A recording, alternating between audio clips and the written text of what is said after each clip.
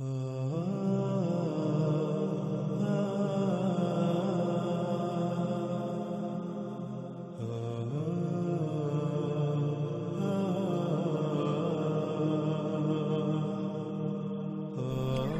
قوم عاد و قوم سمود کس قدر قوت میں بڑھ کر تھے اس کا اندازہ لگانا کوئی مشکل نہیں۔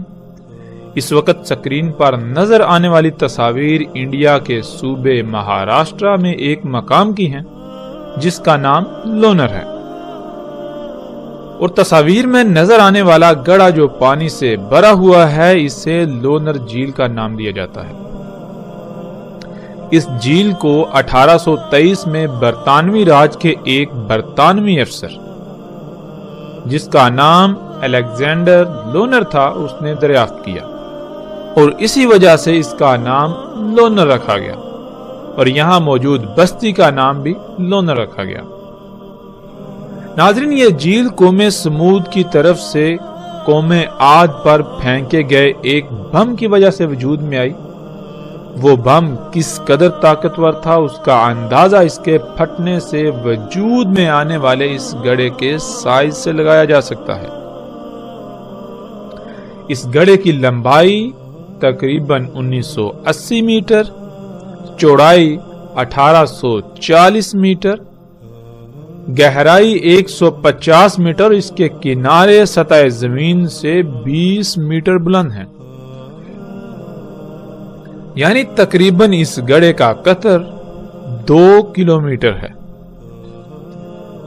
قوم عاد سمیت گزشتہ قومیں کس قدر قوت میں بڑھ کر تھیں آج کا انسان اس کا تصور نہیں کر سکتا۔ ان کے پاس جو اسلحہ تھا وہ بھی کس قدر قوت کا حامل تھا، وہ قومیں کس قدر قوت کی حامل تھی، اس کا اندازہ ہم اس جھیل سے لگا سکتے ہیں۔ اور اس کے علاوہ ان گڑھوں سے جو ان قوموں کے درمیان ہونے والی عالمی ایٹمی جنگ جسے اللہ سبحانہ وتعالی نے قرآن میں القاریہ کہا سے وجود میں آئے۔ تصاویر میں نظر آنے والے یہ گڑھے قوم عاد اور قوم سمود جن دو ایٹمی جنگوں میں ہلاک ہوئے ان جنگوں میں پھٹنے والے بموں سے وجود میں آئے۔ ناظرین، اس وقت سکرین پر نظر آنے والی تصاویر قوم سمود کے ان آثار کی ہیں جن کا اللہ سبحانہ وتعالی نے قرآن میں بار بار ذکر کیا، اور بار بار یہی کہا کہ کیا تم نے نہیں دیکھا وہ کیسے ہلاک ہوئے؟ کیا تم نے زمین میں سیر نہیں کی کہ ان کے گھروں میں نہیں گھومے پھرے؟ اللہ سبحانہ وتعالی نے قرآن میں بار بار ایسا کیوں کہا؟ اللہ سبحانہ وتعالی نے قرآن میں ایسا بار بار اس لیے کہا تاکہ تم عبرت حاصل کرو، کیونکہ آج جو کچھ تم کر رہے ہو یہ سب تو پہلی ہلاک شدہ اقوام کر چکی، جس سے وہ ترقی، سہولتوں، آسائشوں اور زمین میں اصلاح کا نام دیتے تھے، لیکن کیا یہ سب حقیقتاً اصلاح تھا یا پھر فساد؟ وہ فساد جس کا وہ خود ایسے شکار ہوئے کہ ان کا نام و نشان تک مٹ گیا، اور ان کے یہ آثار تمہارے لیے عبرت کا نشان بنا دیے گئے، اور اس کے باوجود آج تم یعنی دنیا میں آباد موجودہ لوگ بھی وہی سب کر رہے ہیں، تو پھر عنقریب تمہارا انجام بھی بالکل وہی ہونے والا ہے۔ ناظرین، قوم سمود کے چٹانوں میں تراشیدہ ان گھروں کو دیکھیں تو سوال یہ پیدا ہوتا ہے کہ کیا آج کے انسان جو ترقی اور ٹیکنالوجی کے نام پر بڑے بڑے دعوے کر رہے ہیں، ان سب ایجادات کے باوجود، ایسی جدید ترین ٹیکنالوجی کے باوجود، ایسی ہی چٹانوں میں ایسے گھر تراشے جا سکتے ہیں؟ کیا موجودہ انسان اس ٹیکنالوجی، ان ایجادات سے ایسی چٹانوں میں اس طرح کے گھر تراش سکتے ہیں؟ آج دنیا کے بڑے بڑے نامور سائنسدان، یونیورسٹیاں اور تحقیقاتی ادارے گزشتہ ہلاک شدہ اقوام کے ان آثار پر تحقیقات کے بعد اس نقطہ پر پہنچے کہ آج جو ٹیکنالوجی، جو ایجادات انسان کر چکا ہے، ان سے ایسی چٹانوں میں ایسے گھر تراشنا ناممکن ہے۔ موجودہ انسان اس کا تصور بھی نہیں کر سکتے۔ پھر ان کا مزید یہ کہنا ہے کہ اول تو یہ کام انسان کا نہیں، اور اگر اس بات کو تسلیم کر لیا جائے تو جن انسانوں نے یہ گھر تراشے وہ ٹیکنالوجی میں موجودہ انسانوں سے بہت بڑھ کر تھے، جن کا تصور موجودہ انسان کے بس سے باہر ہے۔ قرآن میں اللہ سبحانہ وتعالی نے یہ بات واضح کر دی کہ زمین کا اختیار انسان کو دیا گیا، نہ کہ اس کے علاوہ کسی دوسری مخلوق کو۔ تو یہ سب کچھ ان قوموں کا کیا دھرا ہے جو اپنے انہی مفسد اعمال کے سبب ہلاک ہو کر صفحہ ہستی سے مٹ چکے، جس سے یہ بات روز روشن کی طرح عیاں ہے کہ یہ سب گزشتہ انسانوں کے ہی اعمال ہیں۔ جب یہ سب انسانوں کے ہی آثار ہیں اور وہ ٹیکنالوجی میں ناقابل تصور حد تک موجودہ انسانوں سے بڑھ کر تھے، اس کے باوجود جب ہلاکت آئی تو کچھ بھی ان کے کام نہ آیا، تو موجودہ انسانوں کا عنقریب کیا انجام ہونے والا ہے یہ بھی پھر ڈکا چھپا نہیں۔ موجودہ انسانوں کے ساتھ بھی بالکل ویسا ہی ہونے والا ہے۔ ناظرین، پھر سوال یہ پیدا ہوتا ہے کہ قوم سمود نے ایسی سخت ترین چٹانوں میں ہی گھر کیوں تراشے؟ موجودہ انسانوں کی طرح گھر کیوں نہیں بناتے تھے، اور اس کی وجوہات کیا تھیں؟ تو اس کا جواب بھی اللہ سبحانہ و تعالیٰ نے بار بار قرآن میں دیا کہ جیسے آج موجودہ انسان آہستہ آہستہ مختلف مراحل کو طے کرتے کرتے ایک طویل مدت کے بعد اس مقام پر پہنچے، بالکل اسی طرح گزشتہ ہلاک شدہ اقوام بھی آہستہ آہستہ ایک لمبی مدت کے بعد اس مقام پر پہنچی تھی جب وہ ہلاکت کا شکار ہوئے۔ جیسے آج انسان کے اپنے ہی اعمال کے رد عمل میں آنے والی تباہیوں سے بچاؤ کی غرض سے انسان ایسے اقدامات کرتا ہے، یعنی جیسے آج زلزلے دن بہ دن بڑھ رہے ہیں تو ان سے بچاؤ کی غرض سے زلزلہ پروف گھر تعمیر کر رہا ہے، سیلابوں اور طوفانوں سے بچنے کے لیے ویسے ہی مسکن بنا رہا ہے، تباہ کن جنگوں میں تباہ کن ہتھیاروں سے بچنے کی غرض سے زمین دوز بنکر یا ایسی عمارتیں بنا رہا ہے جو اسے ان جنگوں میں استعمال ہونے والے بموں کی تباہی سے محفوظ رکھ سکیں۔ تو بالکل اسی طرح قوم عاد اور قوم سمود نے ایسے گھر بنائے۔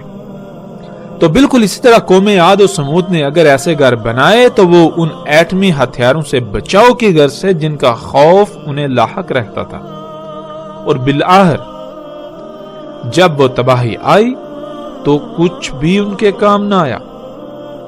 ان کے شہر بھی موجودہ انسانوں کی طرح تھے، ان کی تعمیرات بھی، لیکن جو چٹانوں میں انہوں نے گھر تراشے وہ صرف اور صرف ایٹمی حملوں سے بچاؤ کی خاطر، بالکل اسی طرح جیسے آج پوری دنیا میں ممکنہ ایٹمی حملوں سے بچاؤ کی خاطر چٹانوں میں اور زمین دوز بنکرز بنائے جا رہے ہیں۔ تو جب گزشتہ اقوام ٹیکنالوجی سمیت ہر لحاظ سے موجودہ انسانوں سے ناقابل تصور حد تک بڑھ کر تھیں، اس کے باوجود ان کا انجام کیا ہوا؟ وہ صفحہ ہستی سے مٹ گئے، کچھ بھی ان کے کام نہ آیا۔ جو کچھ بھی انہوں نے بنایا تو کیا موجودہ انسانوں کے کچھ کام آئے گا جو کچھ یہ بنا رہے ہیں؟ اس کے باوجود کہ یہ انہیں مسیحا سمجھ رہے ہیں، بالکل اسی طرح جیسے وہ بھی اپنی ان ایجادات کو مسیحا سمجھتے رہے، لیکن یہ سب دجال محض دھوکہ ثابت ہوا۔ یہ تمام کی تمام ایجادات جن کو انسان اصلاح کا نام دیتا ہے، لیکن اللہ سبحانہ وتعالی قرآن میں بار بار انہیں فساد قرار دیتا ہے۔ انسان انہیں اپنے لیے مسیحا سمجھتا ہے، لیکن قرآن میں اللہ سبحانہ وتعالی نے انہیں بار بار محض ایک دھوکہ قرار دیا، جس دھوکے کا شکار پہلی بھی 6 اقوام ہو کر صفحہ ہستی سے مٹ چکی، اور نبی علیہ السلام نے اسے دجال کہا کہ انسان انہیں اپنے لیے مسیحا سمجھیں گے، لیکن حقیقت میں یہ مسیحا نہیں بلکہ دجال ہے۔ یعنی ان ایجادات کی حقیقت وہ نہیں ہوگی جو نظر آئے گی، جو دکھائی جائے گی۔ نظر آنے میں تو یہ مسیحا نظر آئیں گی، فائدے کی اشیاء نظر آئیں گی، آسائشیں، سہولتیں نظر آئیں گی، لیکن حقیقت میں یہ فساد عظیم ہوگا۔ وہ فساد جس سے دنیا کی ہر شے میں خرابیاں ہو جائیں گی، یوں انسان کے اپنے انہی اعمال کے سبب اس پر تباہیاں مسلط ہوں گی، یہاں تک کہ اتنی بڑی بڑی تباہیاں کہ موجودہ انسانوں کا نام و نشان تک صفحہ ہستی سے مٹ جائے گا۔ تو سوال یہ پیدا ہوتا ہے کہ کیا یہ سب مسیحا ثابت ہوا یا دجال، ایک عظیم ترین دھوکہ جس کا شکار تقریباً تمام کے تمام انسان ہو چکے ہیں۔ ناظرین، اس وقت سکرین پر نظر آنے والی تصاویر قوم لوط اور اخوان لوط کی ہیں۔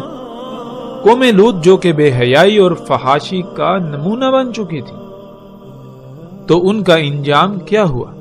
ان پر جلتی ہوئی گندک کی بارش ہوئی۔ ناظرین، سوال یہ پیدا ہوتا ہے کہ کوئی قوم اس قدر بے حیا اور فحاش کیسے بن سکتی ہے کہ ان میں رائی برابر بھی کوئی جھجک نہ رہے اور وہ کھلم کھلا بدکاری کرنے میں اپنا کوئی ثانی نہ رکھتی ہو۔ آج اگر بات کی جائے مغربی معاشروں کی، تو اس قدر بے حیائی ان میں بھی نہیں جس قدر قوم لوط میں تھی۔ آج جب مغربی معاشروں کو دیکھا جائے تو جس قدر آج ان میں بے حیائی موجود ہے، تو سوال یہ پیدا ہوتا ہے کہ یہ کیوں کر ممکن ہوئی؟ کیا یہ قومیں شروع سے ہی ایسی تھی؟ جب اس سوال کا جواب تلاش کیا جائے تو جواب یہی ملے گا کہ ان قوموں میں اس قدر بے حیائی اور فحاشی صنعتی انقلاب آنے کے بعد اس وقت عام ہوئی جب وہ کام جو کام صرف اللہ کی ذات کرتی تھی، وہی کام انسان نے خود کرنا شروع کر دیا، اور انسان اللہ کی ذات کی محتاجی سے نکل کر خود کو غنی بنا بیٹھا، جس کی وجہ سے اللہ کی ذات کا تصور تک ختم ہو گیا، اور اگر باقی رہا بھی تو صرف اور صرف اس ذات کا نام۔ اور ایسا ہو بھی کیوں نہ؟ جبکہ انسان اللہ کا محتاج ہی نہیں رہا تو پھر اس کے لیے اس ذات کی اہمیت کیا رہے گی؟ جب تک انسان خود کو اللہ کی ذات کا محتاج تصور کرتا ہے تب تک وہ کسی حد تک اس کی نافرمانی کر سکتا ہے، مگر اس حد تک نہیں جا سکتا۔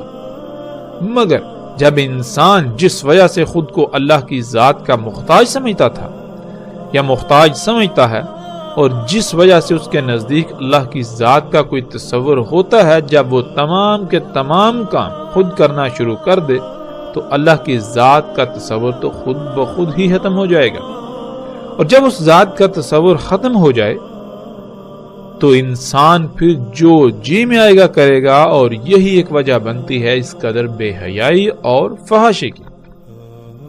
ناظرین، ورنہ آج بھی جن معاشروں میں اللہ کی ذات کا تصور موجود ہے، ہوا وہ گاڈ کے نام سے ہو یا ایشور کے نام سے یا کسی بھی نام سے، وہ معاشرے بت پرست ہوں یا جہالت کی انتہا پر، وہ بے حیائی میں اس قدر بڑے ہوئے نہیں ملیں گے، کیونکہ وہ خود کو کسی نہ کسی حد تک اس ذات کا محتاج سمجھتے ہیں، جس کی وجہ سے ان میں کسی حد تک اس ذات کا ڈر موجود ہوتا ہے۔ لیکن جب یہ ڈر نکل جائے یا ختم ہو جائے تو انسان بے لگام گھوڑے کی طرح آزاد ہو جاتا ہے، پھر وہ سب کچھ کرتا ہے جس پر اس کا نفس اسے ابھارتا ہے۔ قوم لوط بھی اسی وجہ سے بے حیائی اور فحاشی کا نمونہ بن چکی تھی، کیونکہ ان میں اللہ کی ذات کا تصور ختم ہو چکا تھا۔ اگر تھا تو صرف الفاظ کی حد تک، اور ایسا تب ہی ممکن ہوتا ہے جب کوئی قوم خود کو غنی سمجھے اور اللہ کی محتاج نہ رہے، اور ایسا تب ہی ممکن ہوتا ہے جب انسان وہ کام جن کی وجہ سے وہ خود کو اللہ کا محتاج سمجھتا ہے وہی کام خود کرنا شروع کر دے۔ قوم لوط بھی بالکل اسی طرح خود کو غنی سمجھتی تھی، اللہ کی ذات کا صرف نام کی حد تک تصور باقی تھا، اسی وجہ سے وہ بے حیائی و فحاشی میں اس قدر بڑی ہوئی تھی۔ اس کا اندازہ اس قوم سے بھی لگایا جا سکتا ہے جنہیں اللہ سبحانہ و تعالیٰ نے قرآن میں اخوان لوط کہا۔ ناظرین، اس وقت سکرین پر نظر آنے والی یہ تصاویر اخوان لوط کی ہیں، اخوان لوط کے آثار کی ہیں، جو اٹلی میں حال ہی میں کھدائی کے دوران زیر زمین سے دریافت ہونے والا ایک ایسا شہر ہے جو کسی بھی لحاظ سے موجودہ جدید ترین معاشروں سے کم نہ تھا۔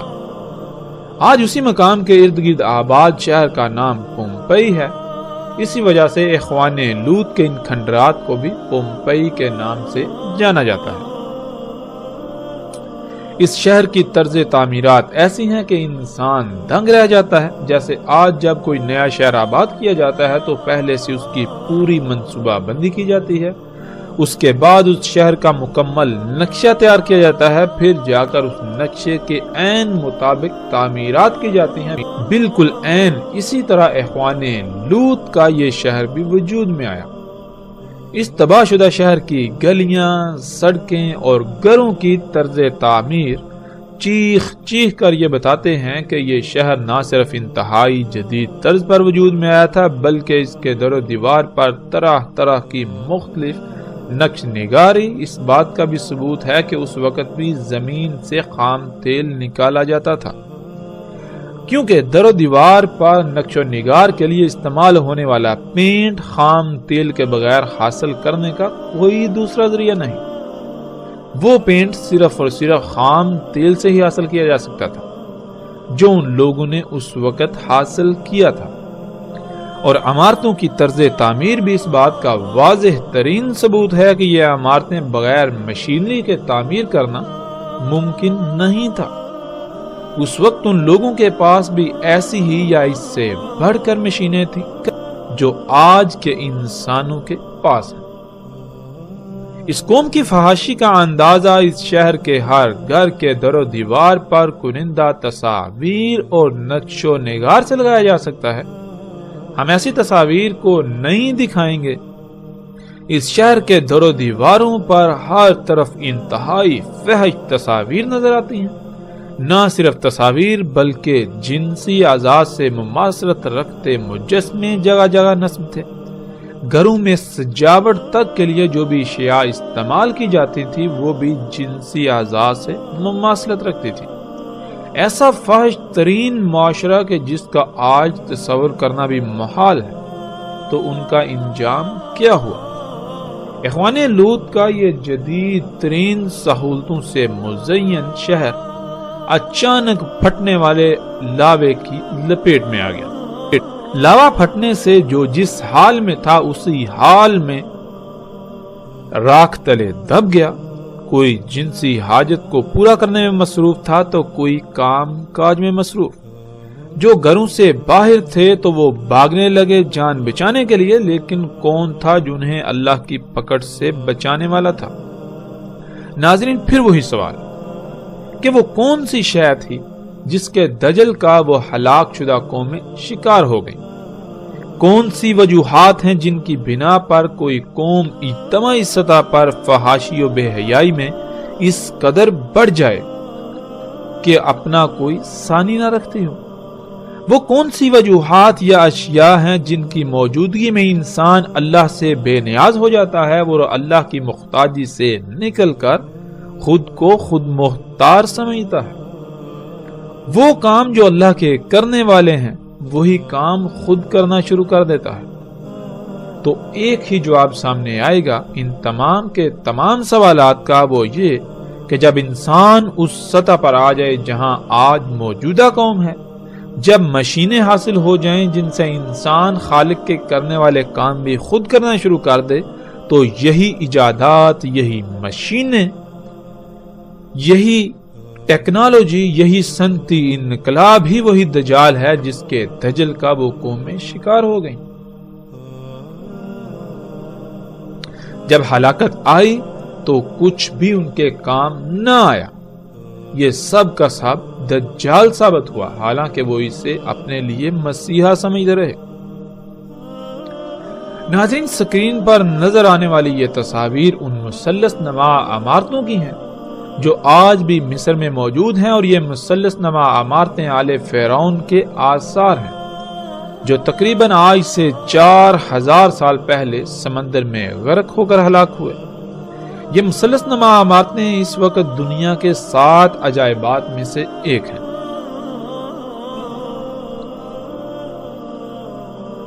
قرآن میں اللہ سبحانہ و تعالیٰ نے ان عمارتوں کو اوتاد کہا، اور اس وقت کے فرعون اور آل فرعون کو ان کا بانی قرار دیا، جس کی تفاصیل ہلاک شدہ اقوام کے موضوع پر آنے والے ایک ساتھ میں آئیں گے۔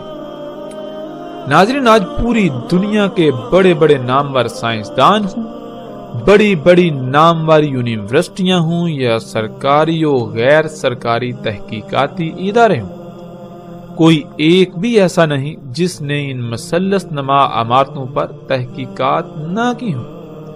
یہاں تک کہ ہزاروں کی تعداد میں ایسے سائنسدان بھی ہیں جنہوں نے آزادانہ طور پر ان پر تحقیقات کی، ان آثار کو انتہائی قریب سے دیکھا، لیکن اس کے باوجود آج تک کوئی ایک ادارہ، یونیورسٹی یا سائنسدان بھی ایسا نہیں ہے جو ان سوالات کے جوابات دے سکا ہو کہ یہ عمارتیں کیسے تعمیر کی گئیں، جن پتھروں سے یہ عمارتیں تعمیر کی گئیں وہ پتھر کہاں سے اٹھا کر لائے گئے، اور پھر یہ اتنے بھاری پتھر یہاں لائے کیسے گئے، کیونکہ نہ تو آس پاس سینکڑوں کلومیٹر دور دور تک ایسے پہاڑ ہیں جہاں سے یہ پتھر لائے گئے ہوں، اور پھر آج موجودہ دور میں بھی ایسے پتھروں کو اٹھانا یا ان کی ٹرانسپورٹ کرنا یہ سب ناممکن ہے۔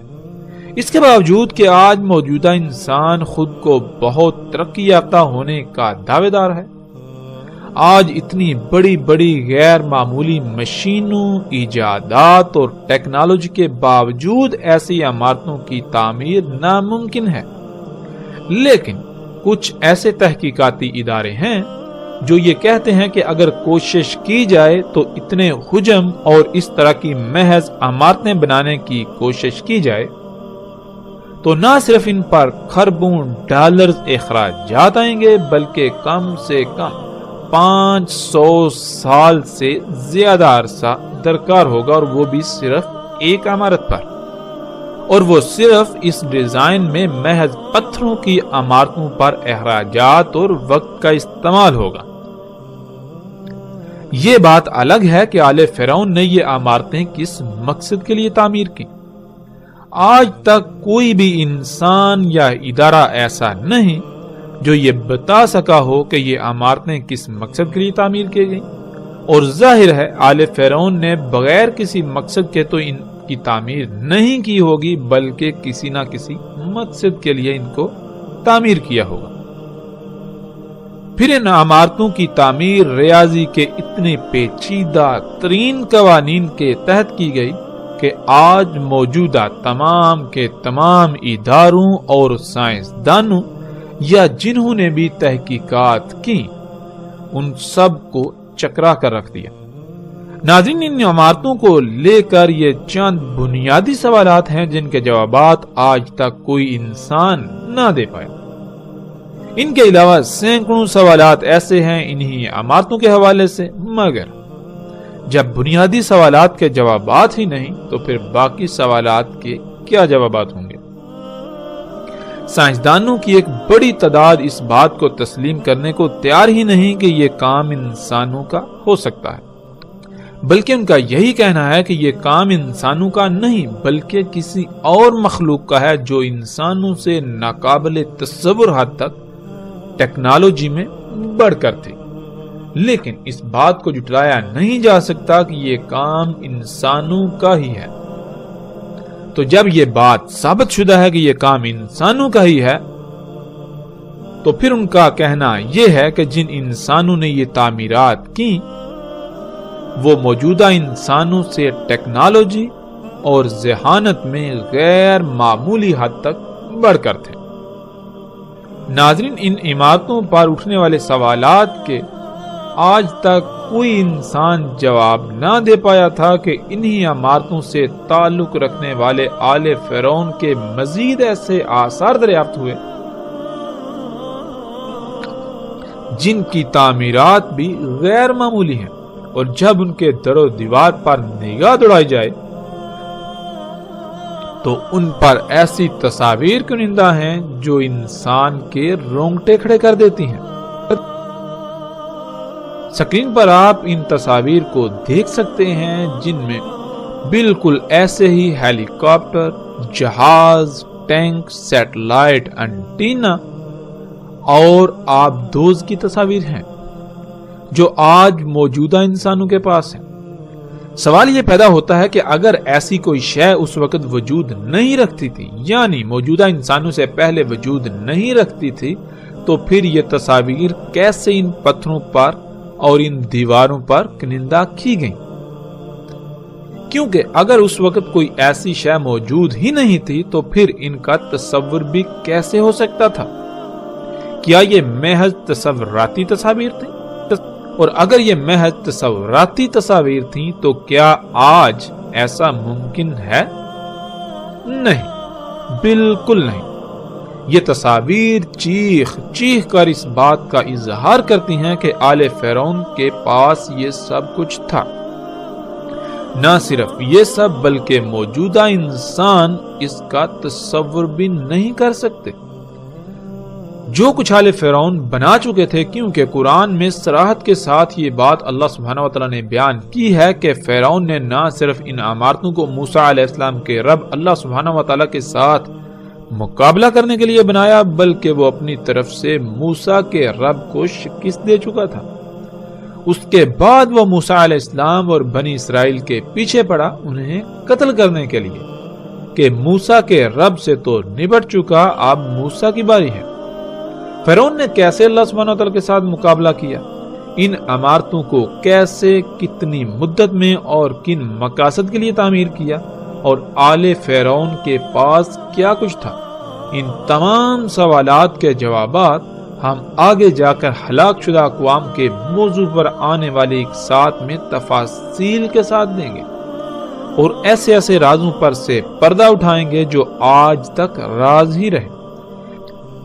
ایسے ایسے سوالات کے جوابات دیں گے جن کے جوابات آج تک کوئی انسان نہ دے پایا، اور نہ صرف ہم جوابات دیں گے بلکہ پوری دنیا کو چیلنج کریں گے کہ وہ ہمارے جوابات کو غلط ثابت کر کے دکھائے، جو کہ ناکام رہیں گے بلکہ الٹا اپنی تحقیقات سے ان کو سچا ہی ثابت کریں گے۔ یہ تمام باتیں تو آنے والی ایک ساتھ میں ہوں گی، لیکن یہاں جو بات سامنے آتی ہے وہ یہ کہ جو اللہ کی ذات کے ساتھ مقابلے پر اتر آئے اور پھر وہ یہ سمجھے کہ اس نے اللہ کی ذات کو شکست دے دی، کیا وہ پتھر کے دور کا کوئی انسان ہو سکتا ہے؟ وہ کون سی شے ہے جو انسان کو خالق و مالک سے بالکل بے نیاز کر دے اور الٹا اس کو خالق کے مقابلے پر لا کھڑا کرے؟ وہ کون سی شے ہے جس کی بنیاد پر انسان یہ جرأت کر سکتا ہے کہ وہ خالق و مالک اللہ سبحانہ وتعالی کے ساتھ ببانگے دوہل مقابلے پر اتر آئے؟ وہ ٹیکنالوجی میں کس قدر بڑھ کر تھا، موجودہ انسان اس کا تصور بھی نہیں کر سکتے۔ ناظرین، اور جب ان کی تعمیرات کا ہی آج تک کوئی جواب نہ دے سکا تو پھر یہ کیسے ممکن ہے کہ موجودہ انسان اس بات کا تصور کر سکیں جو کچھ ان کے پاس تھا؟ اللہ سبحانہ وتعالی نے قرآن میں صراحت کے ساتھ کہہ دیا کہ تم ان ہلاک شدہ اقوام کے 10% کو بھی نہیں پہنچے اور نہ ہی پہنچ سکتے ہو۔ یعنی جو کچھ آج تم بنا چکے ہو، جو قوت، یہ جو مشینیں، یہ ٹیکنالوجی، یہ جتنی بھی ایجادات تم کر چکے ہو، یہ ان قوموں کا 10% بھی نہیں، اور نہ ہی تم ان کے 10% کو پہنچ سکتے ہو جو قومیں تم سے پہلے ہلاک ہو چکی۔ قوم عاد، قوم سمود، قوم لوط، اصحاب مدین ہوں یا پھر آل فرعون وغیرہ، ان کے پاس جو کچھ تھا وہ تم سے کئی گنا بڑھ کر تھا۔ وہ سب قومیں آل فرعون سمیت ان ایجادات کو مسیحا سمجھتے تھے، لیکن کیا حقیقت یہی نکلی؟ یہی ایجادات تھیں جن کی بنیاد پر فرعون علی الاعلان اللہ سبحانہ و تعالی کی ذات کے سامنے مقابلے پر اتر آیا۔ یہ سب فساد تھا، اور اپنے ہاتھوں سے کیے ہوئے فساد سے ان پر ایسی ایسی ہلاکتیں مسلط ہوئیں کہ ان کا نام و نشان تک مٹ گیا۔ یوں وہ سب ایجادات دجال ثابت ہوا۔ جب ہلاکت آئی تو کچھ بھی ان کے کام نہ آئے، کوئی ایک بھی شے ان کے کام نہ آئی، کچھ بھی انہیں نہ بچا سکے۔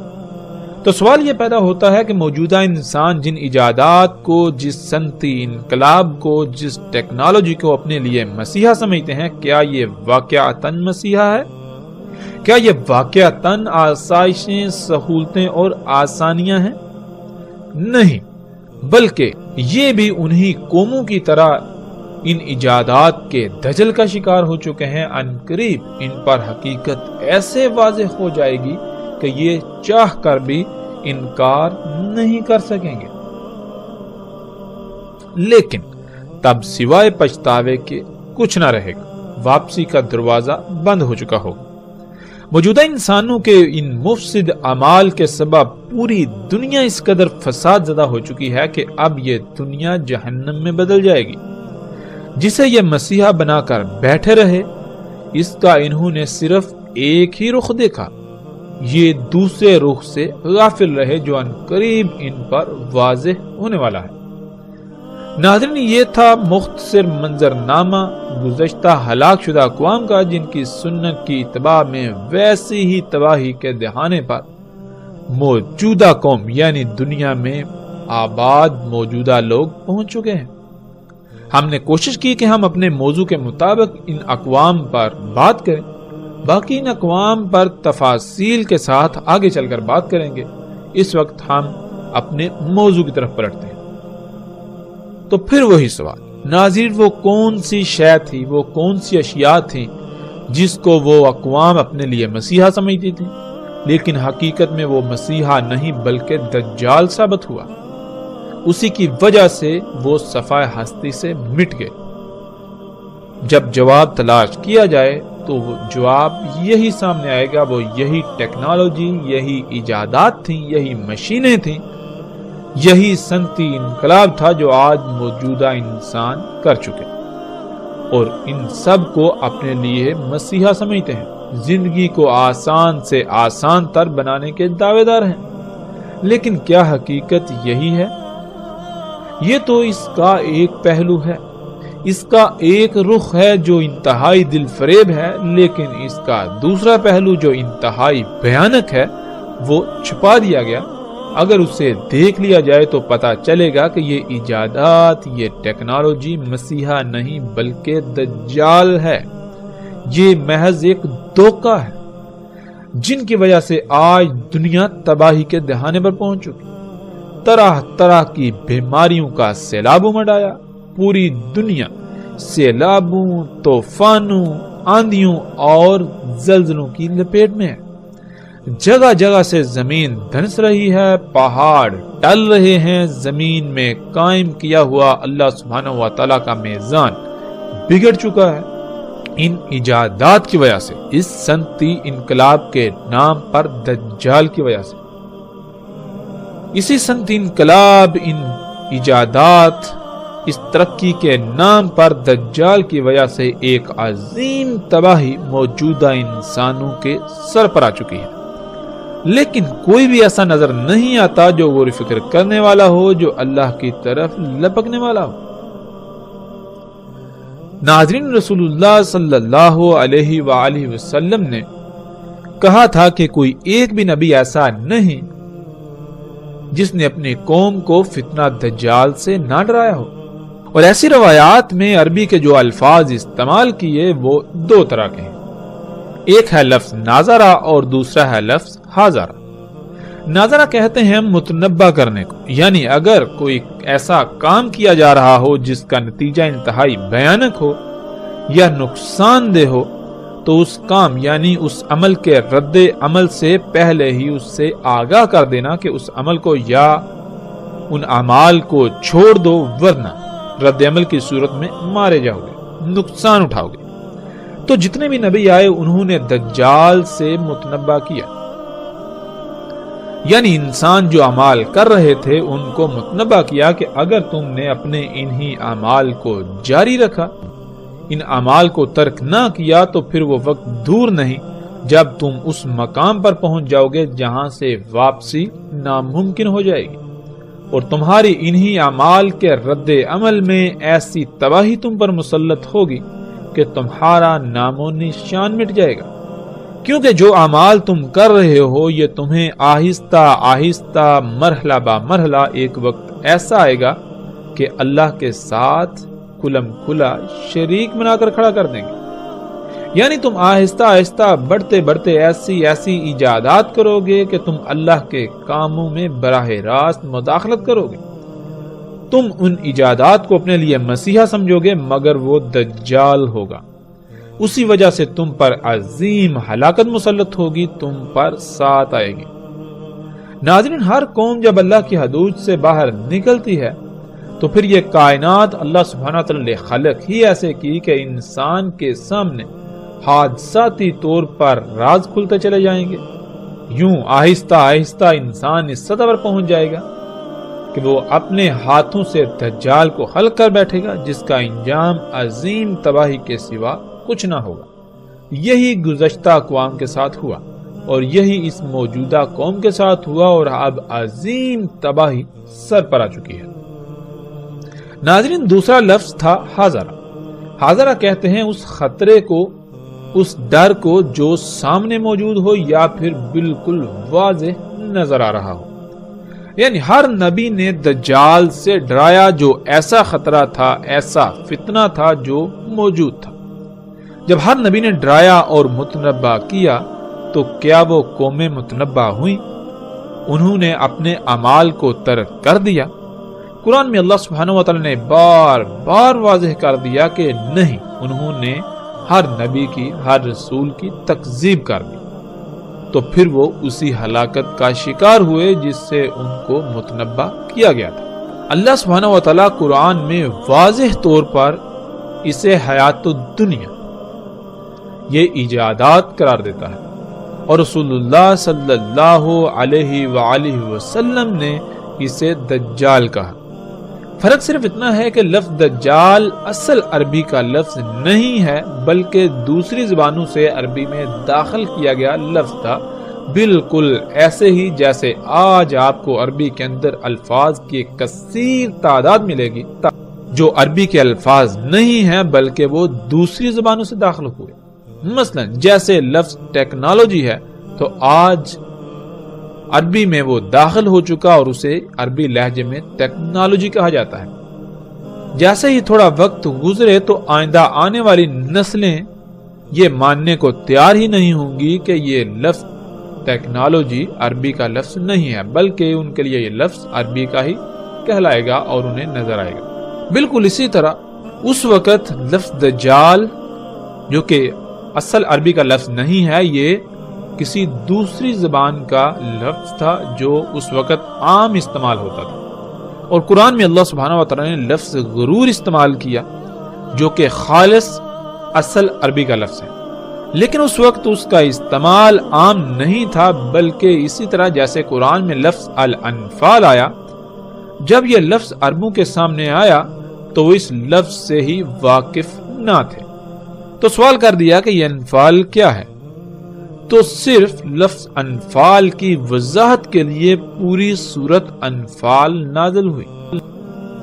ناظرین، بالکل اسی طرح اس وقت عربوں میں لفظ غرور استعمال نہیں ہوتا تھا، بلکہ لفظ غرور کی بجائے لفظ دجال عام استعمال ہوتا تھا۔